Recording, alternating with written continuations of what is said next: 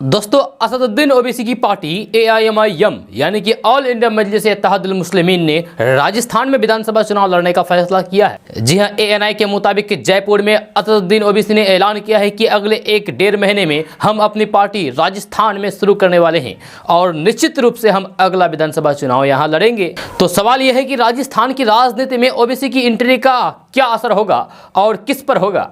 जी ये सवाल है। इस सवाल के जवाब से पहले हैदराबाद के बाहर पैर फैलाते ओवैसी के प्रदर्शन को अलग अलग राज्यों में देखते हैं ताकि सवाल का जवाब आसानी से खोजा जा सके।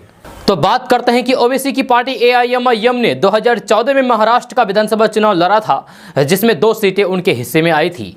इसके बाद पार्टी ने 2019 का विधानसभा भी चुनाव लड़ा। इसमें भी ओवैसी की पार्टी ने 2 सीटें ही जीती, लेकिन इस बार वे पुरानी दोनों सीटें हार गए और 2 नई सीटों पर AIMIM के उम्मीदवारों को जीत मिली। AIMIM ने ये 5 सीटें सीमांचल इलाके में जीती, जो मुस्लिम बहुल इलाका माना जाता है। इससे पहले 2019 में हुए उपचुनाव में भी ओवैसी की पार्टी ने बिहार में 1 सीट जीती थी। बिहार के बाद असदुद्दीन ओवैसी की पार्टी ने बंगाल का रुख किया, लेकिन यहां पार्टी को ज्यादा वोट हासिल नहीं हुए और ओवैसी की पार्टी 1 भी सीट नहीं जीत पाई। इसी साल मार्च में हुए गुजरात निकाय चुनाव में भी AIMIM ने किस्मत आजमाई थी, जहां उसे ठीक ठाक सफलता मिली। जहां ओवैसी ने यहां भारतीय ट्राइबल पार्टी के साथ गठबंधन किया था।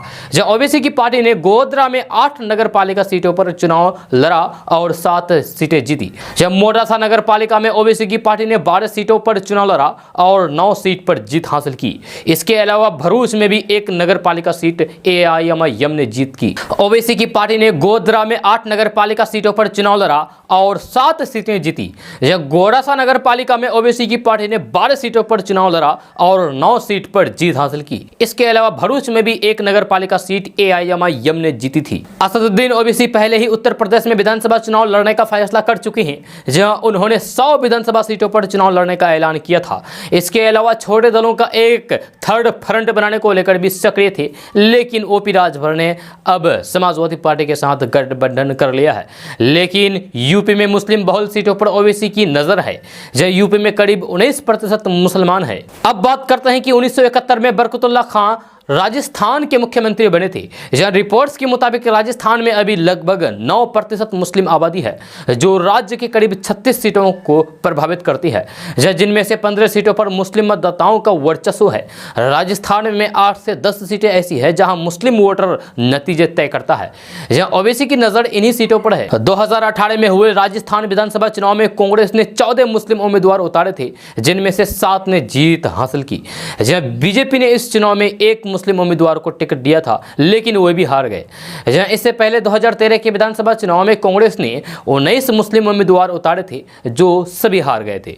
इसके उलट बीजेपी के 4 में से 2 मुस्लिम उम्मीदवार जीत गए थे। 2008 के चुनाव में भी बीजेपी ने राजस्थान में 5 मुस्लिम प्रत्याशी उतारे थे, जिनमें से 1 जीता था और 2003 में 1 मुस्लिम प्रत्याशी बीजेपी ने उतारा था, जिसने जीत दर्ज की थी। इसका मतलब यह है कि सिर्फ कांग्रेस ही नहीं बल्कि बीजेपी भी राजस्थान में मुस्लिमों को टिकट देती रही है और वे जीते भी। अगर पिछले चुनाव को छोड़ दे तो फिर उससे पहले मुस्लिम उम्मीदवारों के जीतने के मामले में कांग्रेस से अच्छा स्ट्राइक रेट बीजेपी का था। तो ऊपरी तौर पर देखकर राजनीतिक पंडित कह सकते हैं कि ओवैसी के आने से मुस्लिम वोट कटेगा और कांग्रेस को नुकसान होगा। नतीजा बताते हैं कि राजस्थान में मुसलमान बीजेपी को भी वोट करते रहे हैं। कांग्रेस नेता ओवैसी की पार्टी को बीजेपी की बी टीम कहते हैं। इसके अलावा आजकल यूपी में समाजवादी पार्टी, बहुजन समाजवादी पार्टी भी यही कर रहे हैं। इससे पहले जब बिहार में महागठबंधन सरकार नहीं बना पाया, तब भी कांग्रेस और RJD ने यही कहा था।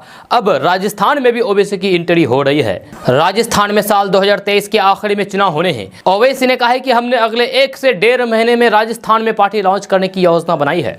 चूंकि हम पार्टी को राजस्थान में लॉन्च कर रहे हैं, तो आगामी विधानसभा चुनाव भी लड़ेंगे। ओवैसी ने कहा है कि हम राजस्थान में जिम्मेदार लोगों से बातचीत करेंगे, उनसे चर्चा करेंगे और बहुत से लोगों को जोड़ने की कोशिश करेंगे और उसके बाद फिर से पार्टी का काम शुरू हो जाएगा। जब ओवैसी से पूछा गया है कि वो राजस्थान में कितनी सीटों पर चुनाव लड़ेंगे, तो उन्होंने कहा है कि जाहिर है पार्टी को लॉन्च करेंगे तो फिर चुनाव लड़ने के लिए करेंगे, मगर अभी तो लॉन्च होने दीजिए। हम अभी तो उत्तर प्रदेश के चुनाव में व्यस्त हैं। 1-1.5 महीने के अंदर सही तस्वीर सामने आ जाएगी।